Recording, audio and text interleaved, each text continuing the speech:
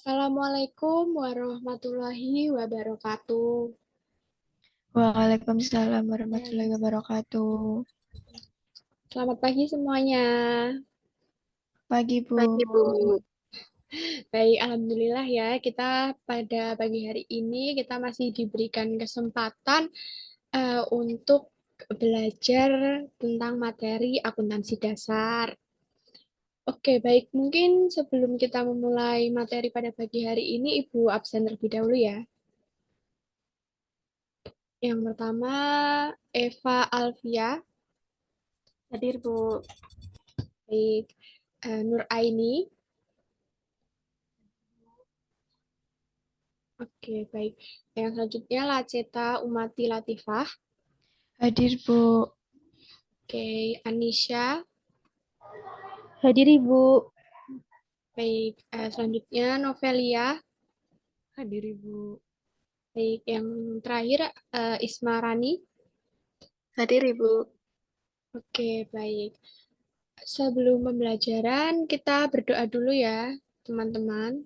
Mungkin berdoa bisa dimulai, berdoa mulai.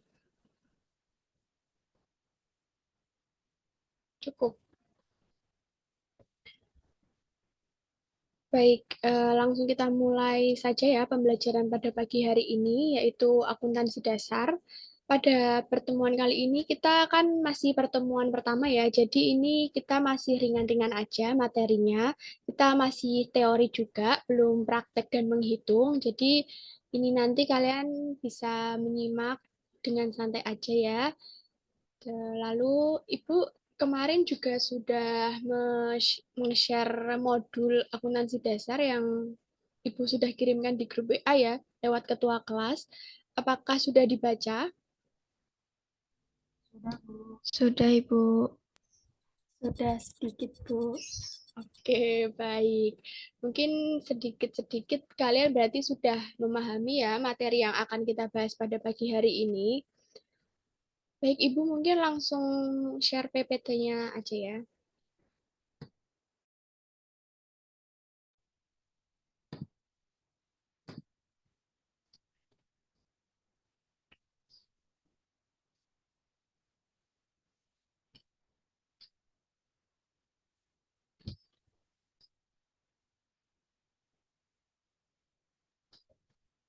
Apakah sudah terlihat? Di tempat saya belum, Ibu. Sudah. Sudah. Sekarang sudah? Sudah. Oke, baik. Seperti yang Ibu katakan tadi, hari ini kita masih pertemuan pertama, jadi kita akan membahas apa itu pengertian akuntansi, lalu bidang-bidang akuntansi, etika akuntansi, siapa saja yang membutuhkan informasi akuntansi, dan lain sebagainya. Jadi masih dasar-dasarnya saja ya. Terus lalu untuk nanti setelah penjelasan dari Ibu ini, mungkin kalian akan Ibu bagi ke dalam kelompok, lalu kalian akan diberi penugasan berupa analisis studi kasus. Nanti kalian bisa berdiskusi dengan kelompok masing-masing, lalu mempresentasikan hasilnya. Oke, baik. Mungkin Ibu mulai ya untuk penjelasan materi akuntansi dasar. Oke, pengertian akuntansi. Menurut American Accounting Association atau AAA, akuntansi adalah sebentar, mohon maaf, ini Ibu ada kendala.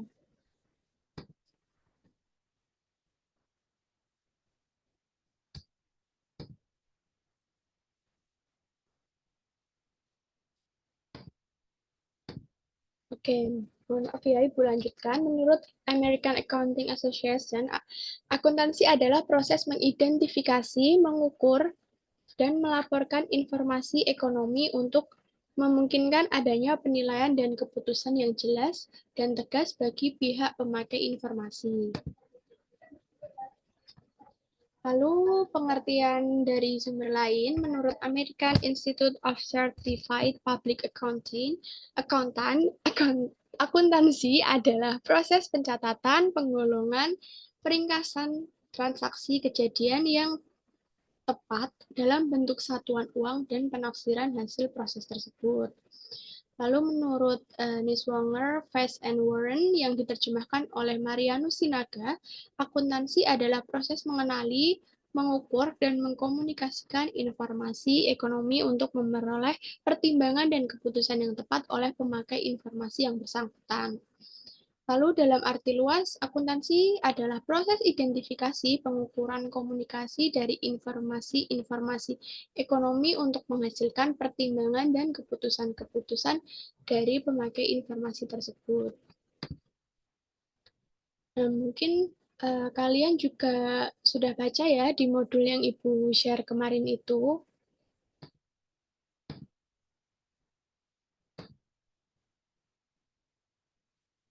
Sudah, Ibu.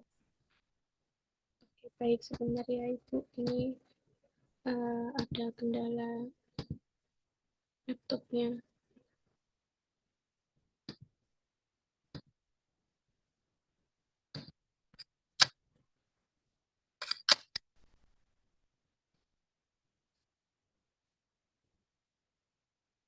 Oke, mungkin kalian sudah baca juga, jadi mungkin bisa kita lanjut ya.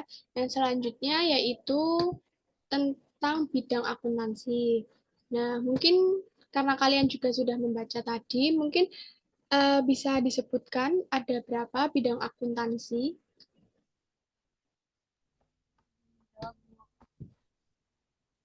Baik, Aini. Bidang akuntansi itu ada 8, yaitu akuntansi keuangan, akuntansi biaya, akuntansi manajemen, akuntansi pemeriksaan atau auditing, kemudian akuntansi pemerintahan, akuntansi perpajakan, akuntansi anggaran, dan sistem akuntansi atau accounting system. Baik, benar sekali ya yang tadi disebutkan oleh Mbak Aini ya, bidang akuntansi tadi ada 8. Mungkin Ibu jelaskan apa-apa saja.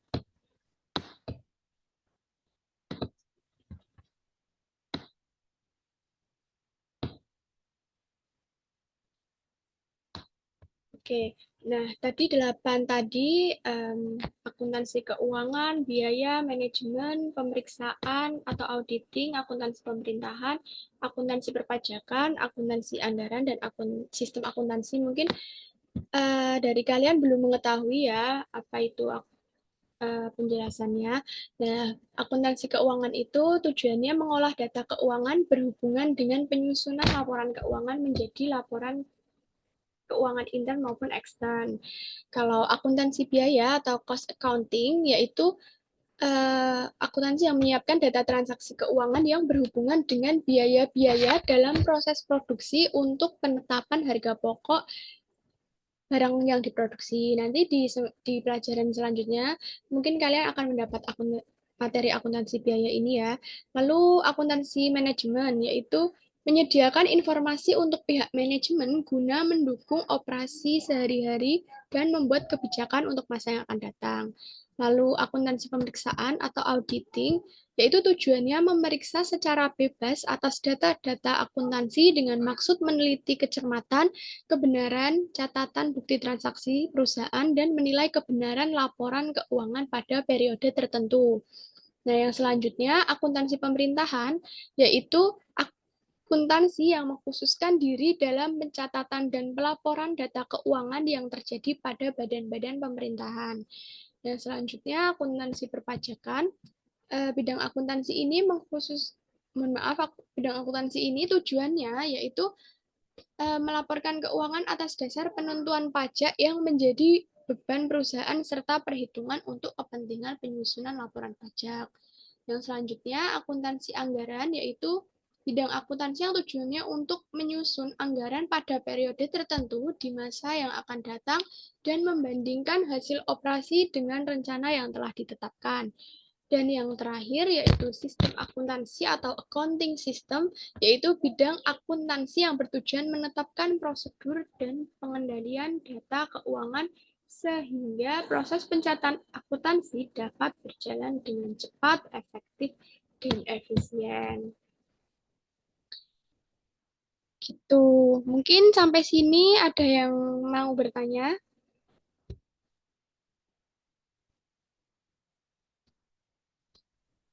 Belum ada, Ibu.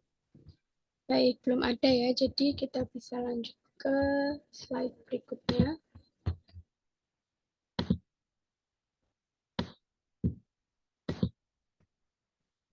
Dan selanjutnya adalah pihak-pihak yang membutuhkan informasi akuntansi.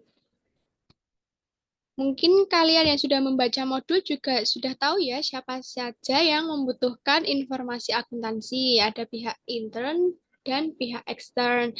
Contoh pihak intern itu yaitu pimpinan perusahaan karena kan membutuhkan kayak untuk data mengecek data perusahaannya gitu ya. Nah, kalau pihak ekstern kira-kira siapa aja nih pihak ekstern yang membutuhkan informasi akuntansi? Mungkin ada yang mau menjawab?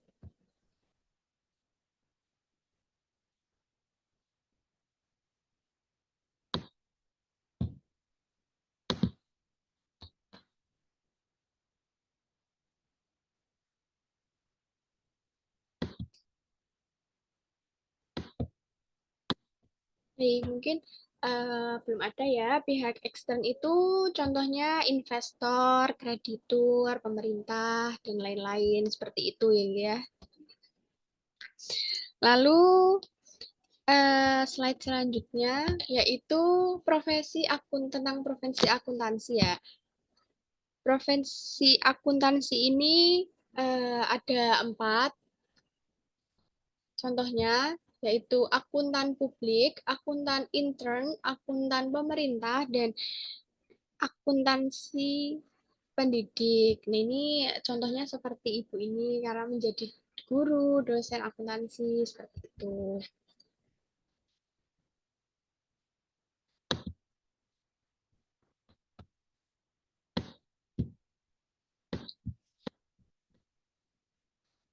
Kalau akuntan publik itu biasanya akuntan di perusahaan swasta yang menyediakan jasa pemeriksaan terhadap laporan keuangan serta memberikan jasa kepada pihak-pihak yang memerlukan itu.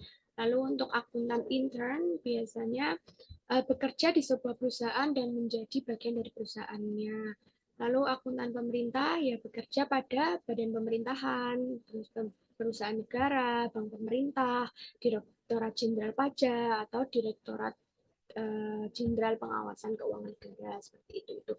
Akuntan pendidik yang seperti itu katakan tadi ya menjadi guru, dosen seperti itu. Selanjutnya etika profesi akuntan. Etika profesi akuntansi yaitu adalah suatu ilmu yang membahas perilaku, perbuatan baik dan buruk manusia sejauh yang dapat dipahami oleh manusia terhadap pekerjaan yang membutuhkan pelatihan dan penugasan terhadap suatu pengetahuan khusus sebagai akuntan. Jadi etika profesi akuntan ini maksudnya kayak aturan-aturan yang seharusnya dilakukan oleh akuntan gitu. Prinsip etika yang tercantum dalam kode etik akuntan adalah sebagai berikut, yaitu menjadi akuntan yang baik itu harus bertanggung jawab, terus kepentingan publik, jujur atau integritas, terus objektif, dan memiliki kompetensi dan berhati-hati, memiliki kehati-hatian, lalu kerahasiaan, dan perilaku profesional.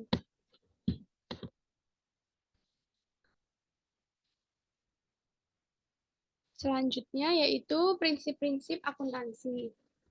Prinsip akuntansi adalah pedoman dan tata cara pencatatan umum yang berlaku agar berguna bagi semua pihak yang berkepentingan.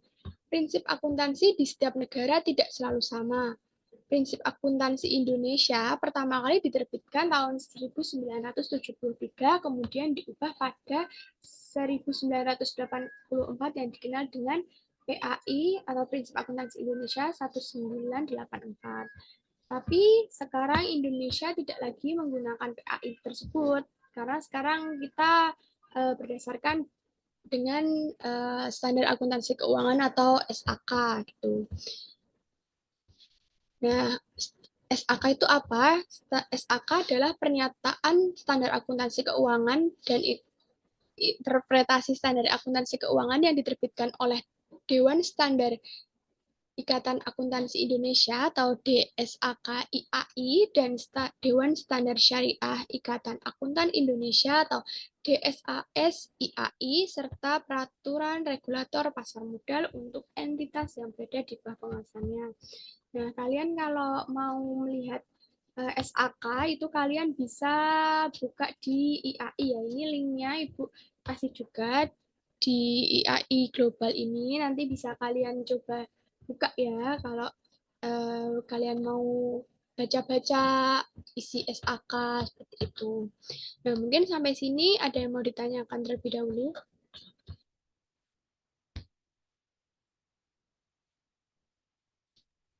Belum ada, Ibu. Belum ada, Ibu. Belum ada, Ibu. Oke, baik. Mungkin materi yang dapat Ibu sampaikan cukup sampai di sini. Lalu selanjutnya yang seperti sudah Ibu katakan tadi, kalian akan dibagi menjadi 2 kelompok. Lalu akan Ibu masukkan ke breakout room masing-masing untuk setiap kelompok agar bisa mendiskusikan dan menganalisis studi kasus yang sudah Ibu berikan ini. Jadi ini ada 2 studi kasus. Yang pertama yaitu kasus pelanggaran standar profesional akuntan publik. Menteri Keuangan, Ibu bacakan dulu ya untuk studi kasus yang pertama, yaitu Menteri Keuangan Sri Mulyani membekukan izin akuntan publik Dr. Petrus Mitra Winata dari kantor akuntansi publik dan rekannya selama 2 tahun terhitung sejak 15 Maret 2007. Kepala Biro Hubungan Masyarakat Departemen Keuangan Samsuar Said menjelaskan sanksi pembekuan izin diberikan karena akuntan publik tersebut melakukan pelanggaran terhadap standar profesional akuntan publik atau SPAP. Pelanggaran itu berkaitan dengan pelaksanaan audit atas laporan keuangan PT Muzatek Jaya tahun buku berakhir 31 Desember 2004. Selain itu, Bu Petrus juga telah melakukan pelanggaran atas pembatasan penugasan audit umum dengan melakukan audit umum atas laporan keuangan PT Muzatek Jaya, PT Luhur Arta, Nadan Apartemen Nuansa Hijau sejak tahun 2001 sampai dengan 2004. Selama izinnya dibekukan, Petrus dilarang memberikan jasa atestasi termasuk audit umum, review, audit kinerja, dan audit khusus. Pembekuan izin oleh Menteri Keuangan tersebut sesuai dengan keputusan Menteri Keuangan nomor 423 KMK 06/2002 tentang jasa akuntan publik sebagaimana telah diubah dengan peraturan Menteri Keuangan nomor 359/KMK 06/2003. Ini nanti untuk kelompok 1 menganalisis studi kasus yang ini ya. Lalu untuk studi kasus yang kedua, untuk kelompok 2, yaitu manipulasi laporan keuangan PT Kereta Api Indonesia. Pada kasus ini yaitu Komisaris PT Kereta Api mengungkapkan adanya manipulasi laporan keuangan BUMN tersebut di mana seharusnya perusahaan merugi namun dilaporkan memperoleh keuntungan. Pada berita yang Ibu ambil ini dikatakan, saya tahu bahwa ada sejumlah pos yang sebetulnya harus dinyatakan sebagai beban bagi perusahaan, tetapi malah dinyatakan masih sebagai aset perusahaan. Jadi ada trik akuntansi, kata salah satu komisaris PT Kereta Api Heginus Manau. Beliau menyebutkan hingga kini dirinya tidak mau menandatangani laporan keuangan itu karena adanya ketidakbenaran dalam laporan keuangan BUMN perhubungan itu. Beliau lalu mengatakan juga, saya tahu laporan yang diperiksa oleh akuntan publik itu tidak benar karena saya sedikit banyak mengerti akuntansi yang mestinya rugi dibuat laba, kata penyandang Master of Accountancy Case Western Reserve University. Cleveland, Ohio, USA tahun 1990. Akibat tidak ada tanda tangan dari satu komisaris, rapat umum pemegang saham PT Kereta Api yang seharusnya dilaksanakan sekitar awal Juli ini juga harus ditunda. Nah, itu tadi kasus yang Ibu dapatkan dari berita yang mungkin memang sudah lama beritanya, tapi Ibu minta untuk kalian menganalisis studi kasus permasalahan yang terjadi pada dua kasus ini.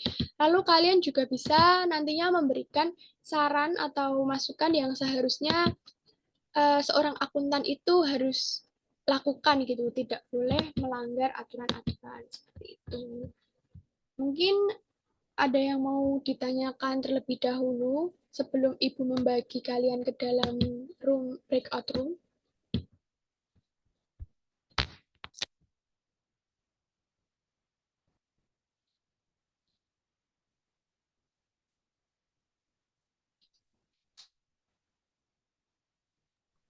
Insya Allah belum ada, Bu. Kalau belum ada, Ibu langsung masukkan kalian ke breakout room masing-masing kelompok ya.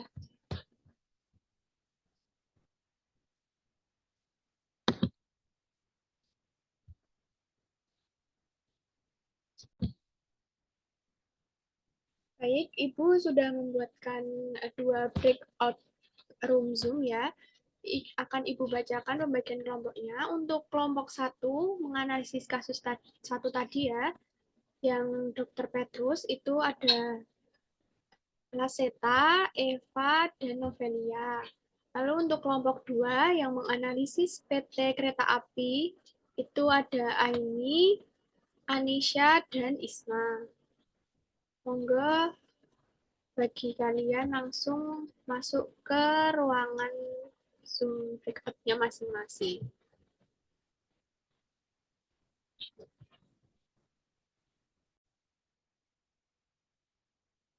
Halo, kelompok 1 ya.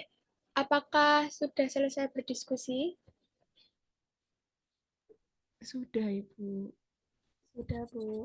Oke, baik. Mungkin kalau sudah selesai berdiskusi, bisa kembali ke room utama. Nanti ditunggu kelompok 2. Dan nanti kita bahas bersama nih di ruang utama. Baik, Ibu. Oke, terima kasih.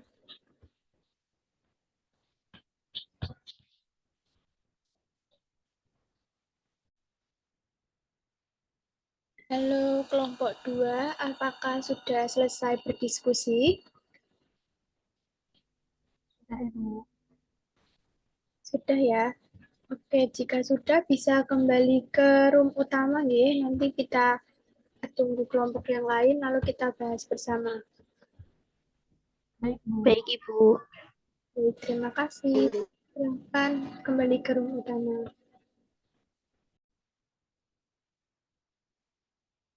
Baik, karena semuanya sudah bergabung ke room utama ya, mungkin bisa nanti dari perwakilan salah satu kelompoknya untuk mempresentasikan hasil analisis dan diskusinya bersama kelompoknya tadi ya.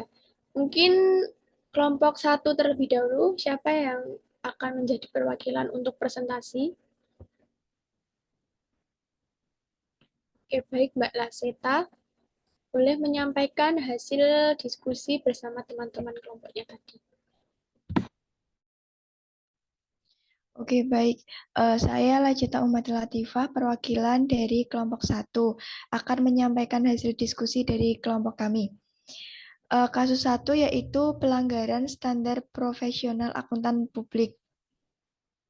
Dalam kasus tersebut, sanksi pembekuan izin diberikan karena akuntan publik tersebut melakukan pelanggaran terhadap standar profesional akuntan publik atau SPAP. Berdasarkan etika profesi akuntansi, auditor tersebut telah melanggar prinsip keempat, yaitu prinsip objektivitas, di mana setiap anggota harus menjaga objektivitasnya dan bebas dari benturan kepentingan dalam pemenuhan kewajiban profesionalnya. Pelanggaran itu berkaitan dengan pelaksanaan audit atas laporan keuangan PT Muzatek Jaya tahun buku berakhir 31 Desember 2004 yang dilakukan oleh DRS Petrus Mitra Winata. Selain itu, Petrus juga telah melakukan pelanggaran atas pembatasan penugasan audit umum dengan melakukan audit umum atas laporan keuangan PT Muzatek Jaya, PT Luhur Arta Kencana, dan Apartemen Nuansa Hijau sejak tahun buku 2001 sampai dengan 2004. Sebagai seorang akuntan publik, DRS Petrus Mitra Winata seharusnya mematuhi standar profesi akuntan publik SPAS yang berlaku. Ketika memang dia harus melakukan jasa audit, maka audit yang dilakukan pun harus sesuai dengan standar auditing dalam SPAP. Baik, itu tadi yang dapat saya sampaikan, kurang lebihnya mohon maaf. Baik, terima kasih Mbak Raseta yang sudah mempresentasikan hasil diskusi dengan kelompoknya. Terima kasih juga untuk kelompok 1 yang lain karena sudah berdiskusi dengan baik. Oke, jawaban dari kelompok 1 tadi benar ya. Pada kasus 1, Dr. Petrus melanggar prinsip nomor 4 yaitu objektivitas. Seharusnya sebagai akuntan publik ketika memang dia harus melakukan jasa audit, maka audit yang dilakukan pun ya memang harus sesuai dengan standar auditing dalam SPAP, tidak boleh menyalahi seperti itu. Mungkin bisa kita lanjut ke kelompok 2. Mungkin dari kelompok 2 siapa yang akan perwakilan mempresentasikan hasil diskusinya? Baik, Mbak Nur Aini, monggo Mbak. Baik, terima kasih atas kesempatan yang sudah diberikan. Sebelumnya di sini saya akan menyampaikan hasil diskusi saya dengan teman-teman dari kelompok 2 yang beranggotakan saya sendiri Aini, kemudian ada Anisya Nurrohman dan juga Ismarani Tasnya. Nah, hasil diskusi kami yaitu sebagai suatu lembaga, PT Kereta Api Indonesia memang memiliki kewenangan untuk menyusun laporan keuangan, ya, dan memilih auditor eksternal untuk melakukan proses auditing terhadap laporan keuangan tersebut. Akan tetapi, ada hal mendasar yang harus diperhatikan sebagai wujud penerapan tata kelola perusahaan yang baik. Auditor eksternal yang dipercayai harus benar-benar memiliki integritas serta prosesnya harus terlaksana berdasarkan kaidah-kaidah yang telah diakui validitasnya yang terdapat pada pedoman standar akuntansi keuangan atau SAK dan standar profesional akuntan publik atau SPAP. Selain itu, auditor eksternal wajib melakukan komunikasi secara benar dengan komite audit yang ada pada PT Kereta Api Indonesia. Secara tidak langsung, upaya ini menunjang perwujudan tanggung jawab perusahaan kepada masyarakat luas sebagai salah satu pengampu kepentingan. Demikian yang dapat saya sampaikan, saya kembalikan kepada Bu Yasinda. Terima kasih. Baik, terima kasih kepada Mbak Nur Aini yang sudah mempresentasikan hasil diskusi kelompok 2 dan juga terima kasih kepada kelompok 2 yang sudah berdiskusi untuk kasus PT Kereta Api ini. Nah, mungkin memang ya menjadi akuntan itu harus jujur gitu. Jika memang ada kerugian atau apa itu sebaiknya tetap dituliskan sebagai kerugian juga, tidak boleh dimanipulasi sebagai keuntungan agar terkesan kelihatannya itu aman-aman saja dan tidak ada kerugian sama sekali gitu. Nah, baik, terima kasih kepada semua kelompok yang tadi sudah mempresentasikan hasil diskusi dan analisisnya. Kesimpulan yang dapat Ibu berikan yaitu etika profesi merupakan pedoman yang penting dalam berperilaku yang baik dalam suatu profesi yang harus diterapkan. Belakangan ini memang banyak sekali pelanggaran dan kecurangan yang timbul akibat penerapan etika profesi akuntansi yang belum maksimal. Banyak kecurangan-kecurangan yang timbul karena kurangnya kejujuran dan kebijaksanaan dalam berperilaku.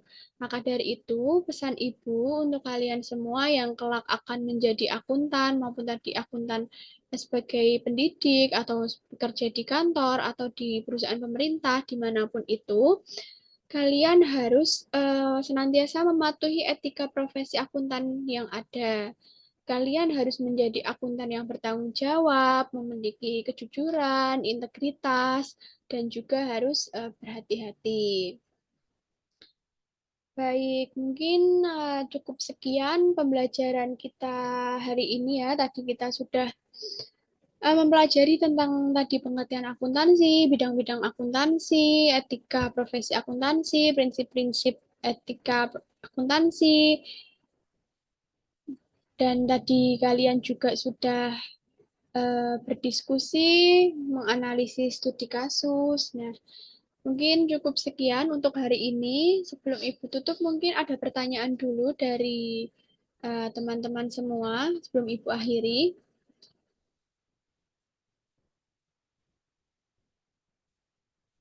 Tidak ada, Bu. Baik, kalau belum ada, dalam modul yang Ibu share tadi malam itu juga ada penugasan soal ya. Itu ada soal pilihan ganda, bisa kalian kerjakan di buku tulis, ditulis soal dan jawabannya, lalu difoto, dan hasilnya dikirimkan ke Google Classroom. Untuk deadline-nya minggu depan ya, sebelum pembelajaran di minggu depan. Mungkin untuk penugasan ada yang mau ditanyakan terlebih dahulu untuk PR-nya. Sudah jelas, Ibu. Baik, jangan lupa dikerjakan ya. Deadline-nya masih 1 minggu ke depan kok. Dan itu soalnya juga nggak banyak-banyak banget. Dan jawabannya juga sudah ada di modul yang Ibu berikan. Jadi kalau kalian membaca dan memahami modul tersebut, pasti kalian bisa untuk menjawabnya. Baik, kalau begitu, terima kasih banyak atas perhatian dan antusias teman-teman semua dalam mempelajari materi akuntansi dasar pada pagi hari ini. Pertemuan selanjutnya kita akan masuk ke analisis, mohon maaf, maksudnya tahapan siklus akuntansi. Bisa dipersiapkan juga setelah kalian mengerjakan tugas yang Ibu berikan tadi itu yang pilihan ganda, mungkin kalian bisa cicil juga untuk belajar baca-baca dulu siklus akuntansinya, lalu Ibu akan jelaskan di minggu depan. Baik, sebelum kita akhiri, karena tadi kita mulai dengan berdoa, kita akhiri juga dengan berdoa. Berdoa dipersilahkan. Berdoa cukup. Baik, terima kasih ya teman-teman yang sudah belajar bersama hari ini. Mungkin bisa Ibu akhiri. Wassalamualaikum warahmatullahi wabarakatuh. Waalaikumsalam warahmatullahi wabarakatuh. Terima kasih, Bu. Sama Ibu end meeting ya.